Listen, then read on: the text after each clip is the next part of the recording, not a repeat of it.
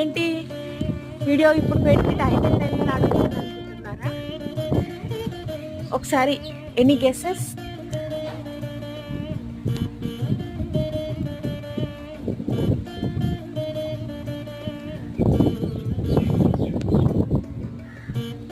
మాకు ఇక్కడ అస్సాంలో వర్షం పడుతుంది. మామూలుగానే మాకు ఇక్కడ 5 వరకు సన్ రైజ్ అవుతుంది అనమాట. బట్ ఈరోజు ఇదిగోండి 4:29 AM, 3:30 నుంచి ఇలానే ఉంది. నేను 5:30, 6 అయిపోయిందేమో అనుకున్నాను. తీరా చూస్తే ఇది పరిస్థితి.